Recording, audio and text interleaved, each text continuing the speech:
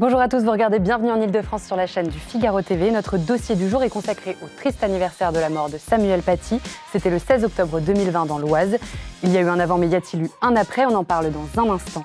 En culture, un spectacle culte qui revient au Lido, Les Demoiselles de Rochefort, une comédie musicale pour les petits et les grands.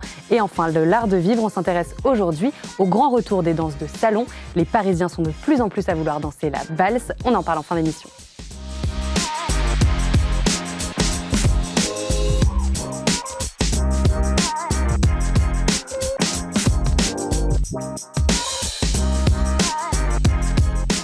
C'était il y a bientôt 5 ans, le 16 octobre 2020. Il est 16h50 lorsque Samuel Paty, professeur d'histoire-géographie dans un collège de Conflans-Sainte-Honorine, est décapité en pleine rue par un terroriste islamiste. Une attaque que le professeur craignait depuis quelques jours. Il avait lancé l'alerte. Écoutez le témoignage de sa sœur. Il n'y a pas de hasard dans cet attentat. Aucun hasard, en fait. L'origine, c'est quand même la cabale numérique lancée par le père de la collégienne, M. Chnina, et M. Sifrioui.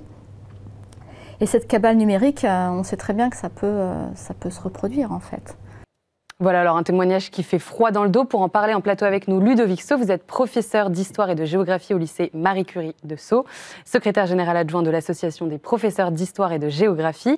Ève Wagerland, vous êtes enseignante de français, auteur de Un prof ne devrait pas dire ça aux éditions L'Artilleur. Et Victor Lefebvre, vous êtes journaliste. Merci beaucoup d'être avec nous sur ce plateau. Alors Victor Lefebvre, je commence par vous parce qu'on entend dans ce témoignage qu'il n'y avait pas de hasard dans cet attentat. Est-ce qu'on peut revenir sur un peu la genèse, les 11 jours qui ont précédé l'attentat? Oui, en fait, l'assassinat de Samuel Paty, il est précédé effectivement par ce qu'on pourrait appeler, comment dire, une forme de complot contre lui, de cabale en tout cas contre lui, puisque tout commence donc le lundi 5 octobre 2020 avec donc ce fameux cours qui est donné par Samuel Paty à des élèves de 4e.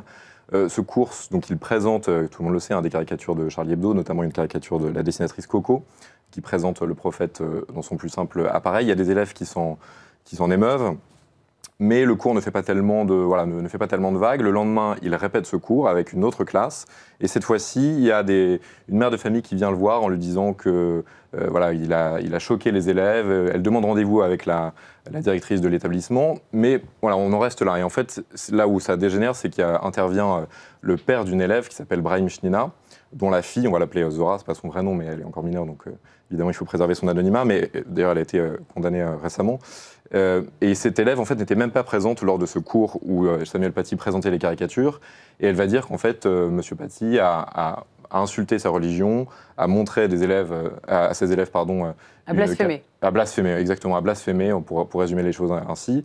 Et ensuite il y a un autre personnage qui est très important dans cette affaire, c'est Abdelhakim Sefrioui, qui est un militant islamiste bien connu, qui a été condamné aussi à différentes reprises, qui a un modus operandi bien connu où il fait toujours de la même manière. Il a fait la même chose là, il y a quelques années avant octobre 2020, où en fait il va agiter ses réseaux islamistes pour attirer l'attention et exercer une pression considérable sur l'établissement et en particulier sur Samuel Paty. Donc voilà, il y a une espèce de trame qui se fait de manière très insidieuse. Quels sont les liens entre la famille Alors il n'y a pas de lien direct entre Abdelhakim Sefrioui et Brahim Chnina, c'est lui qui intervient de manière un peu opportuniste, qui va même solliciter un rendez-vous et venir à un rendez-vous avec la directrice de l'école pour dire que Samuel Paty doit être renvoyé, doit être sanctionné, qu'il faut contacter l'académie. Donc il actionne tout un tas de leviers, il interpelle même les mosquées locales. On rappelle que ça se passe à Conflans-Sainte-Honorine, dans les Yvelines. Donc, oui, et pas dans l'Oise. Je me suis trompé tout à l'heure. Dans les Yvelines. Et donc voilà, donc en fait il y a comment dire, à ce moment-là, d'ailleurs il y a même on s'en rappelle pas trop à l'époque, mais ça attire même l'attention de la presse locale, c'est-à-dire avant même qu'il y ait l'assassinat en tant que tel, le vendredi 16 octobre 2020, il y a déjà une agitation qui se crée autour de l'établissement, ce qui fait qu'il y a aussi des policiers qui interviennent. Oui, il y a la police municipale qui est là pour surveiller, qui fait des rondes, etc. Donc jour par jour, la situation se dégrade, la situation sécuritaire se dégrade aussi, et le week-end qui précède l'attentat de l'islamiste tchétchène Abdullah Kanzorov, Samuel Paty a conscience d'être menacé. C'est-à-dire qu'il va faire un mail à tous ses professeurs, avec tous les professeurs en copie, en disant « Je suis menacé par des islamistes locaux, il faut le savoir, l'établissement est menacé ». D'ailleurs, l'établissement reçoit des appels anonymes extrêmement virulents et extrêmement menaçants. Et donc il a conscience de la menace. D'ailleurs sur Google, il tape même son nom pour vérifier. Pour vérifier. On sait aussi que le jour de l'attentat, il portait un marteau dans son sac à dos. Et il avait conscience de la menace et il demandait d'ailleurs à certains de ses collègues, je les ai rencontrés d'ailleurs tous les deux, de le déposer en voiture. Il habitait à quelques centaines de mètres seulement de l'établissement de Conflans-Sainte-Honorine. mais il demandait à être accompagné en voiture de manière à éviter tout risque de tomber avec un inconnu. Il craignait plutôt un père de famille virulent. Voilà, il n'avait pas anticipé quelque chose d'aussi grave, évidemment. Et tout malheureusement, part donc du mensonge. Tout part du mensonge de cet élève. D'une élève de 13, 14 ans. C'est ça, d'une élève de 4e. Et d'un père qui donc fait des vidéos sur les réseaux sociaux pour qui fait des vidéos, le mensonge de sa fille. À l'époque, on est en pleine période de Covid, donc on voit, il a un masque chirurgical qui lui barre le visage, mais effectivement, tout part de là, de la cabale orchestrée par Brahim China et Abdelhakim Sefrioui, qui a ensuite eu un écho, notamment sur les réseaux sociaux, qui a interpellé une jeune femme qui s'appelle Priscilla Mangel, une mère de famille qui habite dans la région nîmoise, et qui a elle-même informé, on a su retracer avec tous les échanges qui se sont faits, Abdullah Kanzorov, qui a été lui-même aussi en contact avec Brahim China, on le sait aussi par téléphone, on ne sait pas exactement ce qu'ils se sont dit, mais on sait qu'ils ont été en contact à un moment. Et voilà, tout part de là, donc de cette orchestration menée par 3 ou 4 personnes. Et une dernière question pour comprendre un petit peu le contexte, est-ce que le père de l'élève était déjà connu et déjà radicalisé, déjà suivi peut-être? Alors, il avait quelqu'un de sa famille qui s'était rendu en Syrie. Il avait lui-même alerté en fait les services de l'État en disant voilà, je connais quelqu'un qui s'est rendu en Syrie, qui est parti faire le djihad. Donc, il était identifié par les services de renseignement, moins qu'Abdelhakim Sefrioui, qui lui était vraiment dans le radar des services de renseignement, qui était fiché et fichesse d'ailleurs. Et qui avait 18 ans à l'époque, si je ne me trompe pas. Celui qui a tué Samuel Paty. Oui, Abdullah Kanzorov était jeune. Il n'était pas fichesse pour le coup, lui, mais Sefrioui était fichesse. Mais Anzorov était. Alors c'est particulier Anzorov parce que ce qui est très étonnant, c'est qu'effectivement il avait 18 ans, il était très jeune. Et il n'était pas français, il était tchétchène. Il avait une carte de séjour pour rester en France, qui était encore valable d'ailleurs. Et en fait, lui, il y a plusieurs personnes qui ont alerté sur Twitter via la plateforme Pharos en disant cette personne cherche visiblement à identifier quelqu'un, il cherche une victime. Donc il avait été identifié très tôt et il y a eu aussi d'une certaine manière une forme de loupé aussi des services de renseignement puisqu'ils avaient identifié la menace et les services de renseignement territoriaux, donc SDRT et 78, avaient dit la situation est apaisée, quelques jours avant, la situation est apaisée, donc il n'avait pas fait de remontée à la DGSI, ce qui fait qu'en fait, il y a eu une faille sécuritaire à ce moment-là qui n'a pas pu empêcher donc l'assassinat de Samuel Paty. On reviendra plus tard sur les différentes failles, parce que j'ai l'impression qu'il y en a eu beaucoup, et on verra s'il y en a eu après. Ensuite, Ludovic So, je me tourne vers vous, parce que des pressions de parents d'élèves radicalisés ou sur des questions de laïcité, il y a 5 ans, est-ce que c'était déjà courant à cette époque? Est-ce que vous aviez déjà senti que l'atmosphère était un peu tendue? Des pressions de parents d'élèves, il y en a, il y en a toujours eu sur différentes questions et avec un spectre très large. Alors là, on parle d'une radicalisation islamiste, des radicalisations religieuses, il y en a dans toutes les religions et donc ça peut arriver aussi dans d'autres cas. Et là, particulièrement sur ces sujets de cours sur des sujets autour qui portent sur les questions en lien avec la religion, avec des représentations. Il peut y avoir aussi sur d'autres sujets, sur les questions en sciences de la vie et de la terre, par exemple. Donc c'est pas une nouveauté, simplement, effectivement, la nouveauté ici, c'est la diffusion extrêmement rapide via les réseaux sociaux, ce qui n'existait pas il y a encore 10 ou 15 ans. Donc c'est quand même ça qui change parce que, vous l'avez rappelé, mais la situation, elle n'est pas strictement liée à Conflans-Sainte-Honorine même. C'est-à-dire que les personnes interviennent de partout. Et c'est là qu'on a quand même quelque chose de tout à fait nouveau. Moi, il m'est arrivé il y a longtemps, quand j'étais professeur à côté de Mantes-la-Jolie, d'avoir une lettre de l'imam du coin disant qu'il n'était pas d'accord avec ce que je disais dans le cours d'histoire. Voilà, moi j'ai répondu à l'élève que je faisais un cours d'histoire, je ne faisais pas un cours de religion. Ça s'est arrêté là, et il n'y a pas eu de signalement, il n'y a pas eu etc. Mais c'était il y a 20 ans.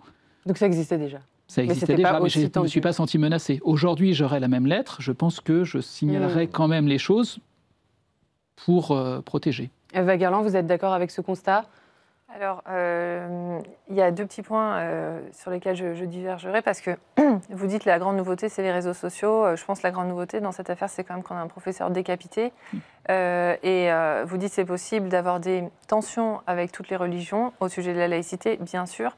Mais les professeurs, on n'a pas peur d'être décapités par un intégriste catholique à l'heure actuelle. Il faut aussi, je pense, dire les choses franchement.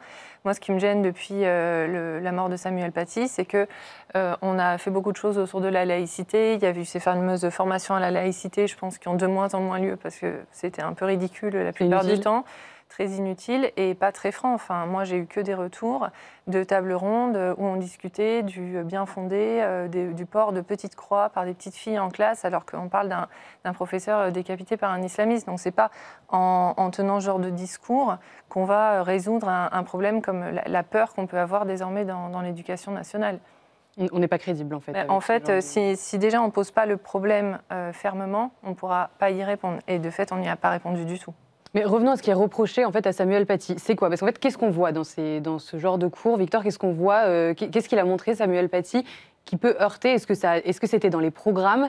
Est-ce que c'est l'éducation nationale qui propose ces images? Alors, il n'y a rien d'obligatoire, mais effectivement, il a pioché dans le réseau Canopé de l'éducation nationale, donc qui fait partie, c'était un support de cours qu'il pouvait utiliser. Donc, c'est-à-dire, il a pas triché, c'est vraiment une ressource pédagogique qu'il était parfaitement en droit d'utiliser. Donc, c'était plusieurs caricatures, notamment une, si je me rappelle bien, c'est une caricature donc, de Coco où on voit les fesses celui qui est présenté comme le prophète, en disant une étoile est née, et puis une étoile qui lui cache les fesses, en fait. Donc, c'est des caricatures typiquement dans l'esprit de Charlie Hebdo.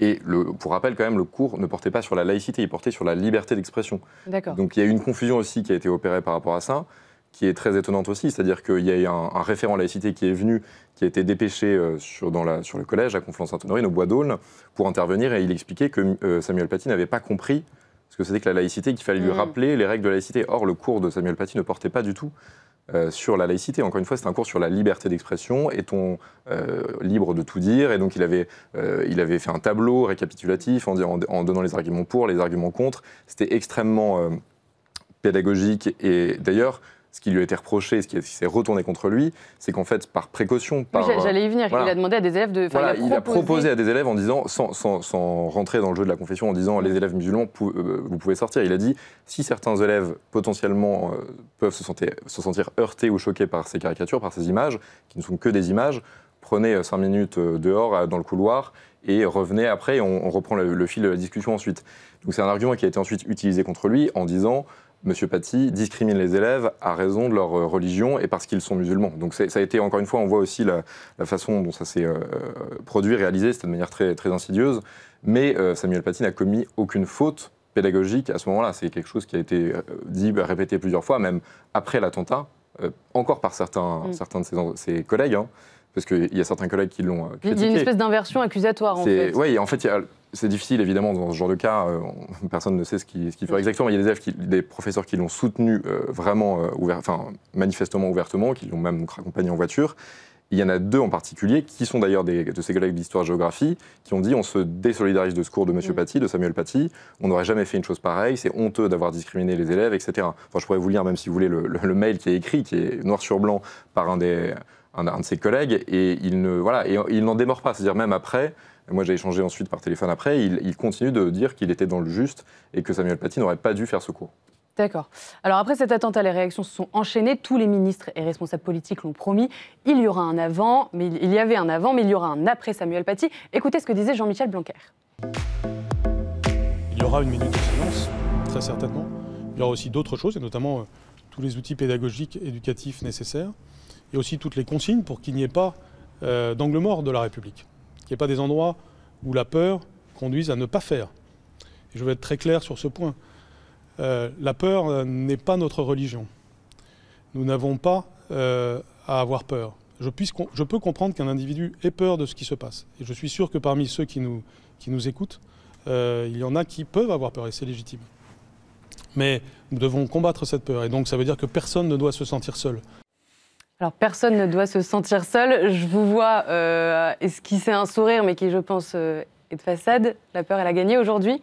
Alors, je ne dirais pas que la peur a gagné. Je dirais que le ministre disait dans tous les territoires de la République, etc. Je ne suis pas sûr qu'aujourd'hui, dans tous les établissements scolaires, les enseignants puissent se dire qu'ils n'ont pas peur et puissent se dire qu'ils peuvent enseigner librement, que ce soit la liberté d'expression, le travail sur justement sur la laïcité ou sur d'autres sujets. C'est-à-dire qu'on sait très bien et on a des retours réguliers du fait qu'il y a des contestations. Hier, pour la minute de silence en hommage à Dominique Bernard et Samuel Paty, il y a dans un certain nombre d'établissements, les chefs d'établissement prennent leurs précautions en indiquant auparavant aux élèves que s'il y a des contestations, il y aura des sanctions. Si les chefs d'établissement prennent la peine de le dire, c'est bien qu'il y a la possibilité d'avoir ces contestations. Donc on voit bien qu'aujourd'hui, selon là où on enseigne, on aura une liberté plus ou moins grande pour pouvoir le faire. Eva Guerlain, vous êtes d'accord avec ce constat? Ça dépend un petit peu de l'endroit où l'on enseigne. La peur, finalement, elle n'a pas disparu? Non, pas du tout. Ce qui m'a frappé dans le discours de Jean-Michel Blanquer, c'est son expression de dire « il faut combattre la peur ». Mais en fait, à ce moment-là, ce n'était pas la peur des gens qu'il fallait combattre, c'était l'islamisme. Il faut combattre l'ennemi. Je veux dire, ce discours qu'on a eu après tous les attentats, nous n'aurons pas peur, ces rodomontades, si on n'agit pas, les bougies et les nounours, si on n'agit pas contre le mal, les gens continueront d'avoir peur. Alors on pourra toujours dire tout ce qu'on veut, mais cette peur, en fait, quand il y a un danger, c'est normal et c'est même plutôt sain d'avoir peur.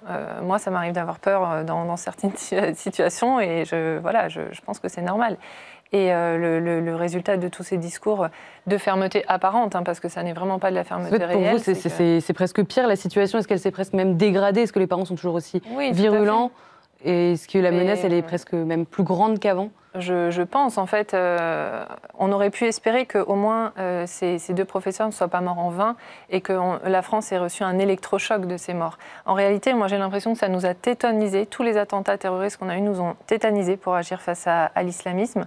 Et en fait, ce qu'on voit depuis, c'est que non seulement on n'a pas protégé l'école face aux dangers qui sont présents dans la société, au contraire, l'école maintenant subit de plein fouet tous ces dangers et la violence, elle s'y est banalisée. En fait, ce qui est terrible, c'est que depuis ces deux attentats, les attaques au couteau sont devenues monnaie courante à l'école. On s'habitue presque, en fait. On s'habitue presque. Alors, ça n'est pas forcément lié au terrorisme islamiste directement, mais on parle toujours maintenant de ces histoires de couteaux dans les sacs. On a eu une élève morte l'année dernière, une surveillante morte. On a des morts maintenant dans l'école et des couteaux dans les sacs. Et voilà, ce type de violence est carrément banalisé parce que l'école subit tous les maux de la société de plein fouet. La société en général subit en fait. Oui, la société subit et l'école elle aussi. En fait, on ne va pas pouvoir résoudre. On subit une violence du fait d'un laxisme de la justice, on en parle très souvent, mais aussi d'un laxisme migratoire. On le voit très bien dans le cas des attentats terroristes. Et en fait, tant qu'on n'agit pas contre ça, l'école ne pourra pas tout résoudre. Elle va essentiellement subir. Après, le rôle de l'école, c'est aussi la formation et de la formation à l'esprit critique. On est, et c'est exactement ce que faisait Samuel Paty, c'est former à l'esprit critique, amener les élèves à réfléchir et justement s'enrichir de la diversité de ces élèves qui apportent des visions différentes, parfois des visions qui peuvent être contestées. Et le rôle d'un enseignant et d'un enseignant d'histoire-géographie, c'est justement aussi de venir rétablir ce qui est de l'ordre de la croyance, de ce qui est de l'ordre de l'histoire, et amener aussi à travailler sur la fraternité. C'est des choses qui sont importantes. L'association des professeurs d'histoire-géographie a porté une démarche aujourd'hui qui s'appelle Au contact citoyen-citoyenne, qui permet à des établissements scolaires qui sont éloignés des centres-villes, qui sont éloignés des centres de culture, etc., d'avoir accès à des documentaristes qui viennent travailler avec les élèves sur leurs documentaires, justement pour développer l'esprit civique, pour développer la réflexion, la citoyenneté, etc. Tous ces éléments-là sont des éléments très importants. Si on considère mais si ça va à l'encontre de ce que les enfants apprennent chez eux, par leurs parents, oui. L'école, elle peut peut-être pas pallier à tout. Non, comment elle fait? D'ailleurs, est-ce que les programmes se sont adaptés depuis Samuel Paty à ces problématiques-là? Les programmes, ils évoluent. Les programmes d'éducation morale et civique, ils ont été modifiés. On est en train de les mettre en place là, sur les années à venir. Pas uniquement, mais il y a effectivement, si je prends par exemple le programme de classe de première générale, on a tout un thème sur les questions de fraternité. Donc ça peut amener à réfléchir à comment est-ce que je vais travailler sur ces questions. De fait, de manière très courante, dans la devise républicaine, liberté, égalité, ça on voit bien ce que c'est. Fraternité, ça reste un peu flou. Et alors vous le définissez comment d'ailleurs?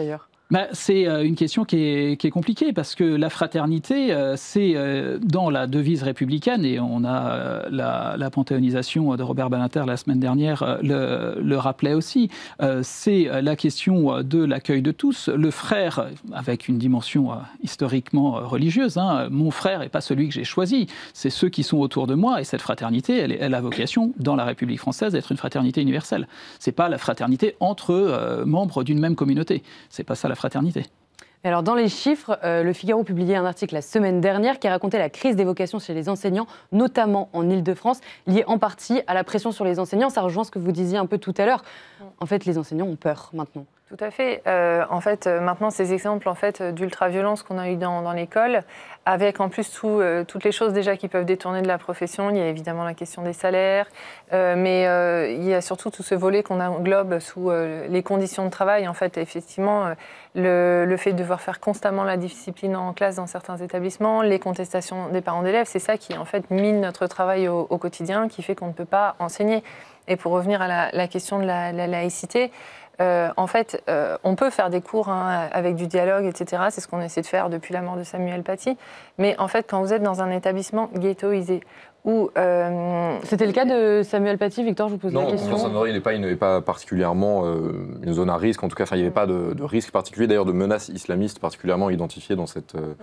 Mais d'ailleurs, on le voit bien maintenant aujourd'hui. C'est-à-dire qu'il y a eu un cas, il y a pile un an, c'était à Issou dans les Yvelines également, où une prof d'ailleurs, plutôt je pense, avait montré à des élèves de 6e un tableau, c'était même pas des caricatures, c'était un tableau de la Renaissance, un tableau de maître du XVIIe siècle, où on voyait un nu, mais un nu d'art classique, artistique, voilà. Et c'était exactement le même mécanisme, c'est-à-dire qu'il y a des élèves qui ont dit notre professeur nous a montré une image pornographique ou érotique. Ensuite, il y avait des élèves qui ont menti en disant qu'elle avait tenu des propos en plus islamophobes, ce qui est parfaitement faux, et ils se sont excusés après en disant que c'était faux. Mais le même mécanisme s'était reproduit à Issou dans des conditions exactement identiques, avec une menace islamiste qui s'est représentée à nouveau. Ce qui est inquiétant, c'est qu'ils sont encore plus jeunes, parce qu'en 6e, on a 12 ans, 11 ans, 12 ans.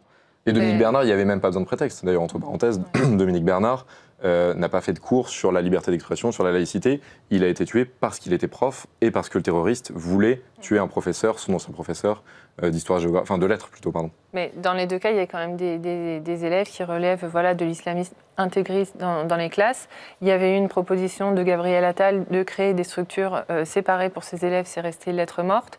Séparés, c'est-à-dire qu'on mettrait des élèves dits radicalisés entre eux. Qu'on les sortirait du système scolaire, en fait, qu'ils ne soient pas en classe avec les autres enfants, ça avait été proposé. Globalement, on a quand même en classe des élèves qui relèvent parfois de la délinquance, qui ont eu affaire à la police, à la justice. Pour terminer simplement, ce que je voulais dire tout à l'heure, c'est que même si évidemment, via les réseaux sociaux notamment, les choses peuvent se produire désormais partout, on le sait, il y a quand même des tensions qui sont focalisées dans certains établissements qui sont, je disais, ghettoisés, etc. Et donc quand vous avez des élèves qui ne font pas une phrase sans dire « Wallah », sans jurer sur le Coran de la Mecque, j'ai eu des élèves comme ça pendant des années et des années, donc je sais ce que c'est. La laïcité, c'est une fiction. On peut faire tous les dialogues qu'on veut en classe. Et puis, je suis désolée, la laïcité, c'est un principe qu'il faut rappeler. Moi, j'ai été dans un établissement où on nous a dit, pour la journée de la laïcité, vous allez faire un débat en classe autour de la question. On devait demander aux élèves s'ils trouvaient ça bien de pouvoir porter des signes religieux ou non en classe. Mais dans la mesure où c'est interdit, on n'organise pas un débat là-dessus, on réaffirme le principe. Et voilà, sinon, dans certains établissements, le professeur va se trouver seul à défendre le point de vue de l'institution face à 30 élèves qui vont dire non, mais nous, on voudrait pouvoir apporter ce qu'on veut. Enfin, c'est absurde. Et la solitude de ces enseignants, elle se retrouve dans les chiffres. Les démissions ont bondi de 567% en 10 ans, tandis que les candidatures au concours de l'enseignement ont chuté de 30% en 20 ans. Il y a une crise des vocations. Est-ce que c'est aussi accru par ces phénomènes-là de peur ? Alors ça peut être accru par ces phénomènes de peur, c'est surtout accru aussi par le manque de reconnaissance du statut d'enseignant. L'enseignant a été il y a un rapport de l'OCDE qui vient de sortir là-dessus. Quand même, alors quand je parle de reconnaissance, c'est même pas une question financière. Je suis d'accord avec ce que disait ma collègue tout à l'heure sur la question des salaires, mais au-delà de ça, c'est même la reconnaissance sociale, c'est-à-dire que l'enseignant était reconnu. Et d'ailleurs, dans beaucoup de familles, la parole de l'enseignant n'était jamais remise en cause, ce qui est quand même loin d'être le cas aujourd'hui. La parole de l'enseignant est souvent remis en cause pour protéger son enfant, quel qu'il soit. Bon, donc ça, c'est un élément qui doit être repris. Sur la question de la laïcité, on fête cette année le 120e anniversaire de la loi le 9 décembre. C'est un moment justement pour travailler. Maintenant, il faut rappeler aussi que très souvent, ces questions de laïcité sont traitées dans les établissements scolaires par quelques enseignants. Les enseignants d'histoire, éventuellement les enseignants de lettres et ceux de philo. grosso modo, éventuellement ceux de Sciences Éco dans les lycées, mais les profs de maths en parlent rarement, etc. Sauf que nous sommes tous fonctionnaires et que le fonctionnaire doit à cette question de la laïcité. Et donc, lorsque on fait une minute de silence, comme c'était le cas hier, ou lorsque on a malheureusement, après les attentats contre Samuel Paty ou contre Dominique Bernard, un temps de discussion, normalement, chaque enseignant est apte et doit mener cette discussion. Et justement, que ça ne soit pas cristallisé sur quelques disciplines, mais c'est bien l'ensemble des enseignants. Et vous le rappeliez, Dominique Bernard a été attaqué parce qu'enseignant, pas parce qu'enseignant de français. Ou parce qu'enseignant de... C'est la représentation, c'est ce qu'il incarne qui est attaqué. C'est l'incarnation de la République. L'enseignant, c'est la République. Donc... Mais alors la République justement tient à rendre hommage et a fait une sorte de héros de Samuel Paty. Après des années, le collège où enseignait Samuel Paty a d'ailleurs pris son nom. Écoutez Elisabeth Borne à ce sujet. Il y a bientôt 5 ans, la barbarie frappait ici, aux portes de ce collège. 5 ans que Samuel Paty a été arraché à sa famille, à ses collègues, à ses élèves, à nous tous, par le terrorisme islamiste. 5 ans que son nom résonne, indissociable de notre République, de son école et de ses valeurs. Aujourd'hui, son collège devient le collège Samuel Paty. C'est le symbole d'une promesse. La promesse que ni l'oubli, ni la peur, ni la violence ne l'emporteront. La promesse que ni l'oubli, ni la peur, ni la violence ne l'emporteront. Alors ça, c'était il y a 6 mois, en 2025, et c'est un peu le même discours que Jean-Michel Blanquer, il y a 5 ans, en 2020, à la suite de la mort de Samuel Paty. En fait, est-ce que quelque chose a vraiment changé? Parce que dans les termes et dans le discours, en réalité, pas vraiment. Non, et d'ailleurs, c'est ce que dit aussi Mickaël Paty. On a entendu Gaël Paty tout à l'heure, mais Mickaël Paty le dit avec beaucoup de fermeté. Qui est la sœur de Samuel Paty. Elle dit expressément que la situation a même empiré, en fait, que en réalité les islamistes ont gagné du terrain puisqu'ils prospèrent sur ce vide qu'on leur laisse. Et c'est pas la seule à le dire, hein. Delphine Girard, qui est aussi une professeure d'histoire-géographie, dit la même chose. Enfin, la plupart des professeurs qui sont engagés sur ce terrain-là disent effectivement que la situation a empiré depuis quelques années. Vous êtes d'accord avec ce constat ? Oui, alors la situation, elle a évolué, pas forcément dans le bon sens, effectivement. On a aussi le temps du procès pour les mises en cause pour l'assassinat de Samuel Paty. Ce temps du procès, c'est aussi un moment important parce que, et c'est aussi quelque chose qu'on peut utiliser en classe, Valérie Gounet et Gaël Paty ont écrit un livre à propos de ce procès. Et dans ce livre, on va pouvoir avoir des éléments du procès pour justement faire réfléchir les élèves sur les conséquences de son acte. Faire passer quelque chose sur les réseaux sociaux avec un mensonge, pour commencer, dans les 2 cas qu'on a évoqués, que vous avez évoqués tout à l'heure, c'est pas simplement juste quelque chose que je balance pour m'amuser. Ça a des conséquences, très graves et mortelles pour Samuel Paty. Ça peut avoir d'autres conséquences pour d'autres enseignants dans des circonstances différentes. Mais on a un rôle ici à justement expliquer et travailler sur ces questions. Alors l'école, si je reprends une expression, l'école ne peut pas tout, hein, c'est clair, mais là, l'école doit travailler avec la justice, avec les forces de police, dans un certain nombre de cas. Et là, vous l'avez dit, pour Samuel Paty, la police municipale avait été appelée autour de l'établissement, etc. Mais la police municipale, ça n'a pas suffi. Si je me souviens, d'ailleurs, en plus, elle n'était pas armée. Donc, quand elle s'est retrouvée face au corps de Samuel Paty et à l'assaillant, en fait, elle n'a rien pu faire, si je me souviens bien. Oui, exactement. Ouais. Et effectivement, c'est les policiers ensuite de la BAC qui sont intervenus pour neutraliser le terroriste. Mais c'est vrai que et puis surtout, Samuel Paty n'avait pas eu de protection fonctionnelle aussi. Enfin, c'est aussi une des raisons qui fait qu'il aurait pu être exfiltré très tôt, en fait, au début de la polémique. Il aurait pu bénéficier d'une protection fonctionnelle. Il aurait pris des vacances anticipées puisqu'on était à une semaine des vacances de la Toussaint, et il serait encore en vie aujourd'hui. Donc aujourd'hui, je pense que l'Éducation nationale a quand même, et le rectorat a pris conscience de ces menaces. Donc à chaque fois qu'un prof, au tout début d'une polémique, allait tout de suite, voilà, le professeur a une protection fonctionnelle. Didier Lemaire, par exemple, la Trappe, qui avait alerté sur la montée de l'islamisme, a été, d'ailleurs, il n'est plus enseignant aujourd'hui, hein, il s'est mis il a arrêté en tout cas d'enseigner pour l'instant. Il y a plein de professeurs qui se sont retrouvés dans une situation pareille ensuite. À Nanterre aussi, il y a encore quelques mois, où on avait retrouvé un tag « Je vais te faire une Samuel Paty ». C'est devenu une insulte courante. « Je vais te faire une Samuel Paty ». Presque une inspiration, en fait. Voilà, c'est devenu une expression courante de dire « Je vais te faire une Samuel Paty », qu'un élève dit à son professeur s'il est considéré comme islamophobe ou qu'il ne... Voilà, c'est toujours cette notion de respect qui vient un peu importer aussi du milieu un peu anglo-saxon aussi, c'est-à-dire, je pense que la laïcité est quand même très très mal définie par la plupart des jeunes aujourd'hui, dans les jeunes générations, et ce qui fait qu'il y a une confusion aussi qui se retourne contre la plupart des professeurs. Très bien. Merci beaucoup à tous d'être venus nous parler de ce sujet, un sujet dont on va continuer de parler car demain midi, Mickaëlle Paty, la sœur de Samuel Paty et son avocate maître Karine Scheck seront dans l'émission Point de vue à midi sur la chaîne du Figaro TV. On passe tout de suite à la partie culture.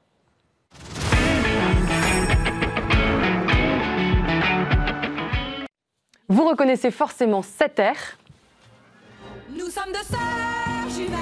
Les Demoiselles de Rochefort, la célèbre comédie musicale sortie il y a 58 ans sur grand écran, revient sur scène au Lido à Paris. Pour en parler en plateau avec nous, David Marino et Sophia Stern. Vous êtes tous deux comédiens, merci beaucoup d'être présents. David Marino, vous jouez Maxence et Sophia, vous jouez Solange. Qu'est-ce que ça fait d'incarner des personnages aussi emblématiques du patrimoine cinématographique français ? Mais pour moi, en fait, c'est de chanter la musique de Michel Legrand, ça me touche énormément. Je suis fanatique de sa musique depuis tout jeune, donc la chanson de Maxence est une des plus belles chansons jamais écrites, et c'est un honneur de pouvoir la chanter. Vous avez grandi avec les Demoiselles de Rochefort, en fait? Pas vraiment, non, parce que je suis québécois, je viens du Québec, donc c'est un peu différent. Je connaissais pas le film avant l'audition, en fait, mais je connaissais la musique, je connaissais la musique de Michel Legrand. Et donc, quand j'ai eu l'opportunité, mon agent m'a dit qu'il y a une audition à Paris. J'ai dit oui, j'ai pris un avion pour 5 minutes d'audition. Mais non. Oui, c'est vrai, c'est vrai. Donc vous le vouliez vraiment, ce rôle, en exactement, fait. exactement. Et il était fait pour vous. Oui, c'est sûr, c'est sûr. C'est super. Ouais, c'était vraiment super. Et vous aussi, vous aviez grandi avec ce film ou pas du tout? Vous l'avez découvert tardivement? Moi, oui, j'ai vraiment grandi avec le film. Moi et ma sœur, on a beaucoup regardé quand on était enfant, et quel plaisir de retrouver ce personnage que j'ai adoré aussi petite, et un honneur de jouer le rôle de Solange. C'était un rôle dans lequel vous vous identifiez avec votre sœur, vous jouiez chacune les sœurs jumelles. Et vous étiez plutôt Solange?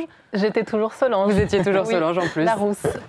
Pareil, c'était fait pour vous. Donc ma deuxième question, elle en découle, mais vous avez déjà un petit peu commencé à y répondre. Est-ce que c'est des personnages qui vous touchent particulièrement? Est-ce qu'ils vous ressemblent, ces personnages? Oui. Moi, en fait, je trouve que je suis très similaire à Maxence. Il est rêveur. Sauf la couleur des cheveux. Sauf la couleur des cheveux. Exactement. C'est exactement. Mais il est rêveur. Je suis rêveur. Il est très romantique. Je pense que je suis quelqu'un de très romantique. Il fait des blagues tellement stupides des fois. Il est drôle malgré lui, en fait. Exactement, exactement. Donc, pour moi, c'est juste. Je trouve que je suis Maxence. Et c'est tout. Ouais. Solange, elle est extravertie, elle est drôle. C'est un rôle mythique qui d'ailleurs fait perdurer la mémoire de Françoise d'Orléac. Mais en même temps, elle semble totalement détachée. Moi, je sais que quand j'étais petite, je me disais, mais elle est complètement détachée des hommes qu'elle fréquente. Mais en fait, on s'attache à elle au fur et à mesure. C'est un personnage bien plus complexe. Vous nous parlez de Solange, parce qu'elle n'est pas si simple à aborder que ça. C'est vrai, c'est vrai. Je trouve que par rapport à sa sœur Delphine, Solange est un peu plus complexe. Au début, elle est très, très introvertie, je trouve. Elle trouve son milieu dans sa musique. Elle est à l'aise au piano. Et elle a vraiment un sens de l'humour aussi un peu narquois. Et puis, au fur et à mesure, elle s'ouvre après la rencontre avec Andy. Et d'un coup, elle passe à quelque chose de beaucoup plus rêveur, un peu plus fantasmique. Et peut-être elle s'aligne un peu avec sa sœur Delphine. C'est l'amour qui la révèle, en fait. Oui, complètement. Alors, on va peut-être revenir un petit peu sur l'histoire de la pièce. Je pense que chacun l'a en tête, mais c'est peut-être bien de la rappeler un petit peu. C'est une quête de l'amour idéal, en fait. Rappelez-nous peut-être les grandes lignes de l'histoire. Oui, donc Maxence, en fait, son but principal, c'est de trouver son idéal féminin. Donc, il est peintre, poète, et il a comment est-ce qu'on dit, pardon il a peint une image. Son idéal féminin. Idéal, oui, exactement. Et il la cherche partout. Il l'a cherché partout. Il a fait le tour du monde. Et finalement, mais on verra. Je ne veux pas. Sans spoiler, mais peut-être donner un petit peu les grandes lignes. Donc en fait, c'est la quête de l'amour de Maxence, mais pas que. Parce que Solange est un personnage principal aussi de la pièce. Oui. Quel est le rôle de Solange? C'est toujours la quête pour quelque chose, si c'est pour l'amour, mais aussi pour son parcours professionnel, ses ambitions. Au début, elle est vraiment focalisée sur sa carrière, d'aller à Paris avec sa sœur. Et puis d'un coup, l'amour lui tombe dessus et ça ne change pas leur plan parce qu'elle part quand même à Paris.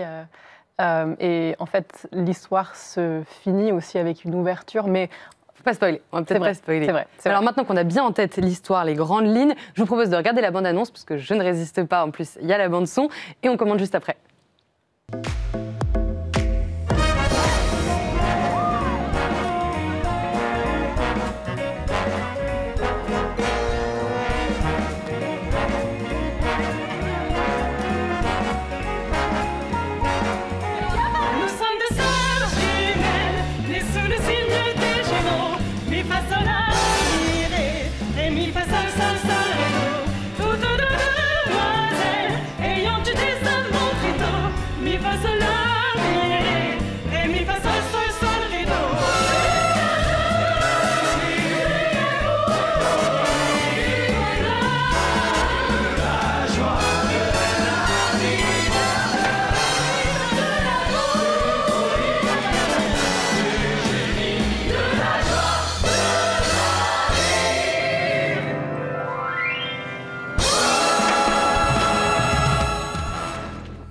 Alors on l'a vu, ce spectacle, il mêle à la fois de la danse, de la musique, différents arts, chants. Ça demande beaucoup de travail et de préparation, j'imagine.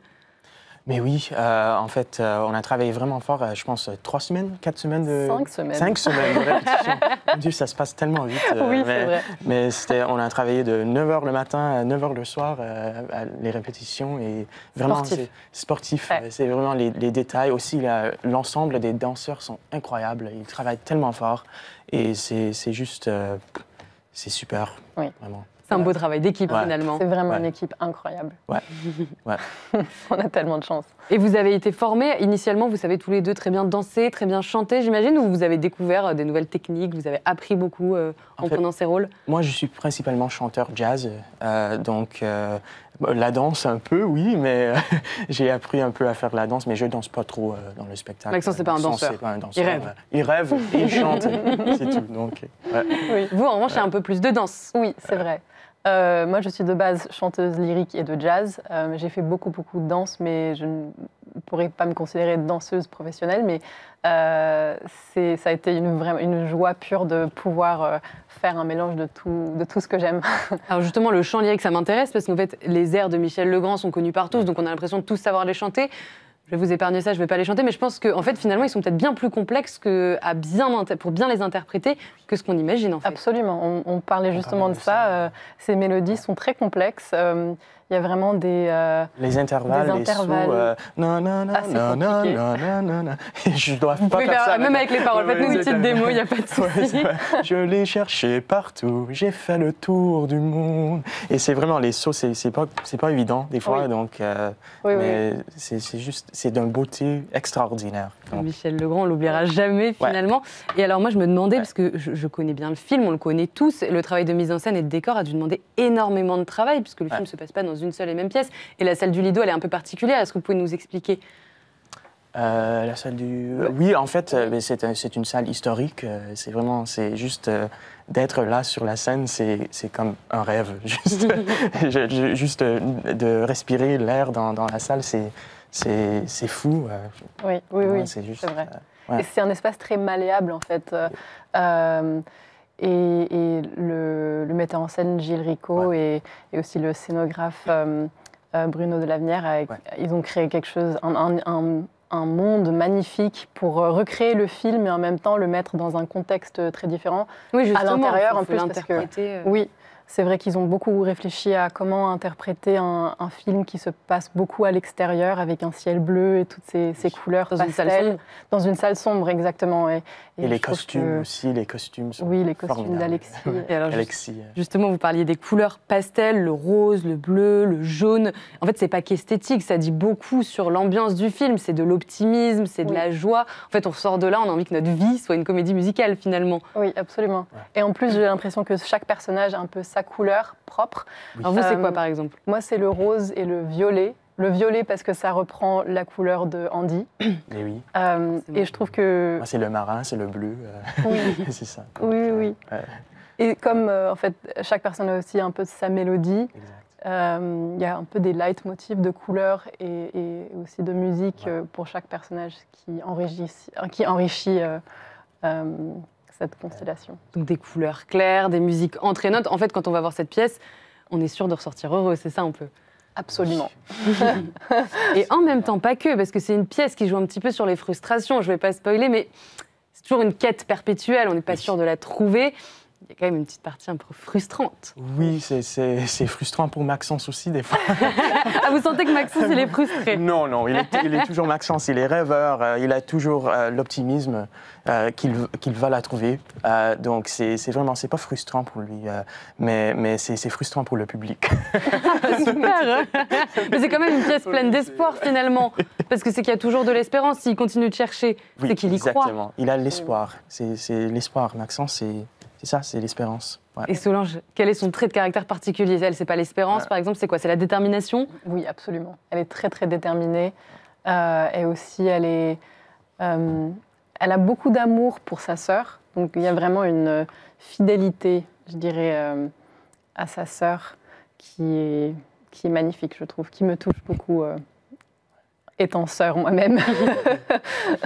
Oui. Et alors, par rapport au film, est-ce qu'il y a des différences quand même un petit peu dans le script ou est-ce que c'est vraiment la même histoire, les mêmes musiques ou est-ce qu'il y a quelques petites différences? Je pense qu'on a resté très fidèle au film, mais c'est sûr qu'on n'est pas les... je ne suis pas Jacques Perrin. Il y a des différences, mais sont très subtiles et je trouve qu'on a vraiment respecté le film original. Oui.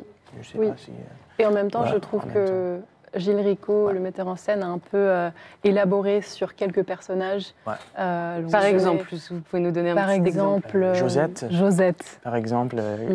Alors Josette, c'est celle qui travaille dans le bar. Oui. D'accord, le bar de la maman des deux sœurs. Donc. Exactement. Exactement. Oui. Elle fait une petite danse dans le deuxième acte qui est formidable. Oui, d'accord. Et avec Boubou aussi. Oui, rappelez-nous qui est Boubou. C'est le dernier fils de Ivan, de notre mère, donc notre petit frère. Et alors vous, pour préparer ce rôle et pour vous mettre dans le personnage, même si on a compris que Maxence vous ressemblait beaucoup et vous touchez énormément, est-ce que vous avez regardé, re-regardé le film sans vous en lasser, j'imagine? Absolument. Moi, j'ai travaillé beaucoup sur mon accent, mon petit accent un peu, parce que je suis québécois. Oui, donc mais c'est charmant. Ah, mais merci, c'est gentil. Donc, pour moi, c'était le travail de faire ça, mais je veux respecter le rôle. Donc, c'est très important d'avoir le respect pour l'original, je trouve.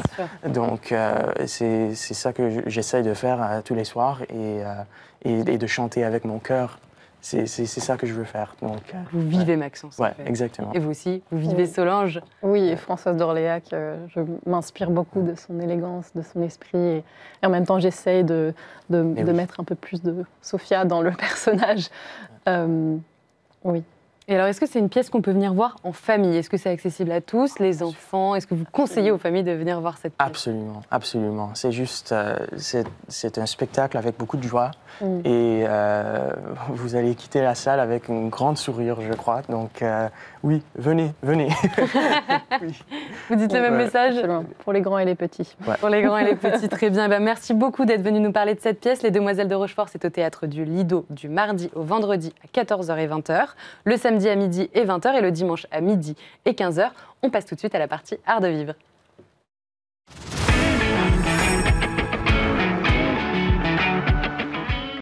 Pour l'art de vivre aujourd'hui, on reste dans un monde musical. Qui n'a jamais rêvé de se retrouver dans un véritable bal en robe longue ou en smoking à valser toute une soirée hors du temps? Eh bien, c'est désormais possible grâce à Harmonie Valse. Yves-Marie Saint-Martin, vous êtes le fondateur d'Harmonie Valse. Merci beaucoup d'être présent. Tout d'abord, comment vous est venue l'idée de créer Harmonie Valse? Alors, c'est venu vraiment progressivement. C'est-à-dire que j'ai toujours fait des danses sociales.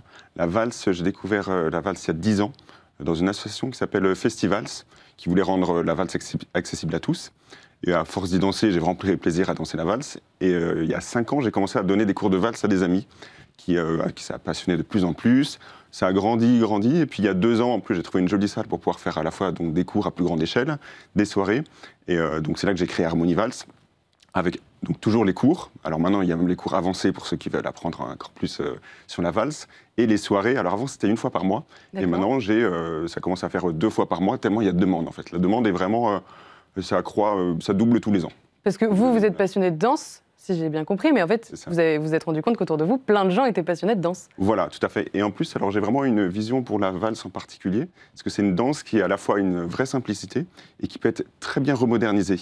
Aujourd'hui, pendant mes soirées valse, je mets des musiques très modernes, comme du Ed Sheeran, du Coldplay, du Sia. Je garde des musiques classiques.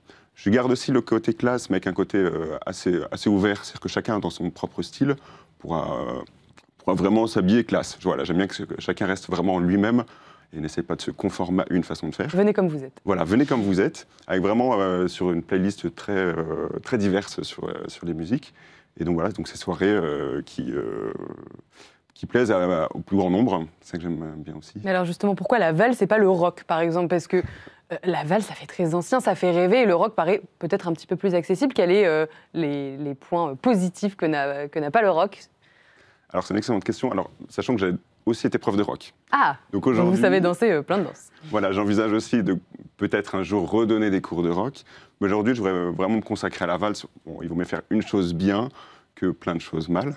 C'est vrai. Il y a d'autres écoles de rock qui font ça très bien. Et pour la valse, en fait, il n'y a pas grand-chose dans le créneau valse sociale.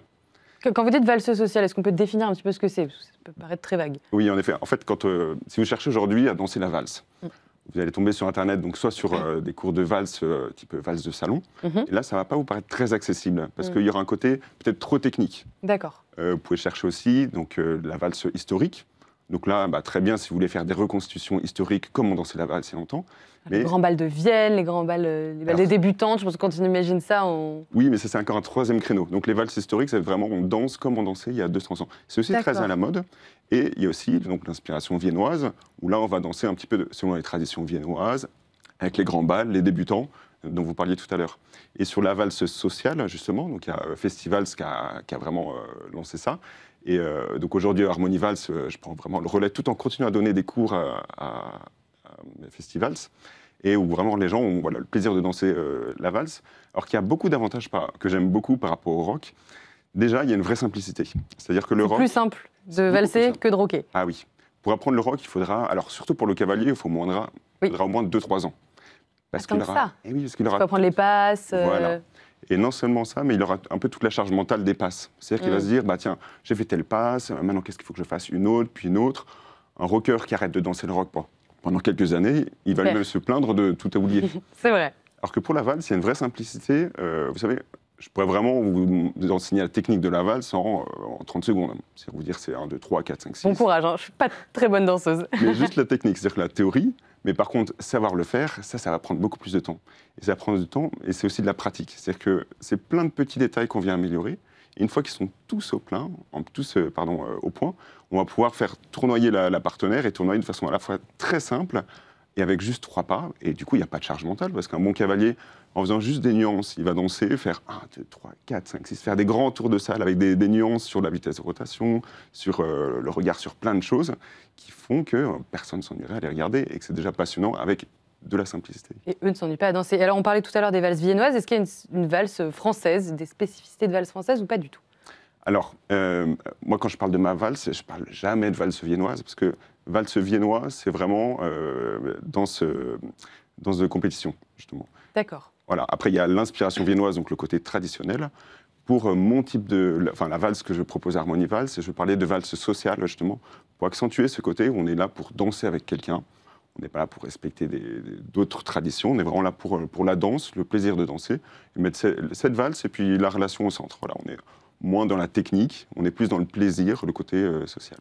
Et alors, Harmonie Valse, comment ça fonctionne? Est-ce qu'il faut s'inscrire à l'avance? Combien il y a de cours? Est-ce que c'est par niveau? Est-ce qu'on peut venir seul? Est-ce qu'il faut venir en couple? Globalement, demain, on veut apprendre à danser. Comment ça se passe chez vous? Alors, ce que j'ai fait assez rapidement, c'est que j'ai créé 2 cours différents. Un pour les couples et un pour ceux qui ne sont pas en couple. D'accord, ça permet de se rencontrer. Voilà, exactement. C'est un peu le but, mais il ne faut pas le dire. Ça restera entre nous. Et donc en fait, comme ça, les couples, ils viennent le jeudi et ils ont un cours dédié pour eux. Je vais aussi donner des conseils particuliers, parce que souvent, ils préparent une danse de mariage. Oui, c'est ça. J'imagine que vous avez beaucoup de couples qui préparent la fameuse valse de mariage très stressante, qui viennent peut-être même avec leurs parents pour les entraîner aussi. Voilà. Il y en a qui viennent, alors qui sont déjà mariés, mais qui viennent quand même, et je vais leur apprendre comment rendre ça aussi un petit peu plus sensuel, avec des passes particulières, voilà, vraiment fait pour les couples. Donc c'est en 4 cours. Et après, on va avoir donc, le lundi, donc ça va être les autres, qui viennent danser en groupe. Alors la plupart des personnes viennent soit seules, soit avec des amis. D'accord. Donc en général, j'ai à peu près la parité. Ils s'inscrivent sur le site internet. Donc voilà, ils s'inscrivent sur le premier cours. Alors j'ai voulu faire quelque chose qui est sans engagement également, parce que c'est très parisien de vouloir tester, de vouloir picorer. Et c'est aussi en pensant un petit peu stratégiquement aux cavaliers, que les hommes ont plus de mal à se dire je vais m'engager pour apprendre la valse pendant 6 mois. Et donc ils sont bien heureux de pouvoir se dire bon ok, je vais y aller peut-être 1 ou 2 fois, j'apprendrai la base, je serai peut-être moins ridicule. Parfois les gars... Ils ont un petit peu peur. Voilà, ils ont un peu peur, et comme ils réfléchissent un peu stratégiquement, ça ne les empêche pas de tester 2-3 cours. Et comme j'ai un côté assez ingénieur, pragmatique, qui va leur expliquer justement de façon très précise comment danser, ils se prennent au jeu. Ils sont très contents d'apprendre justement vraiment une compétence assez rapidement en quelques cours. Donc je fais des forfaits pour apprendre la valse en 4 cours. C'est-à-dire qu'une fois par mois, j'aurai un nouveau groupe, environ d'une 40aine de personnes. Ah, donc on est 40 quand même. On est 40. Donc les personnes font le cours pendant 1 heure. Après, ils vont boire un verre ensemble. Ils se rencontrent. Ils se rencontrent.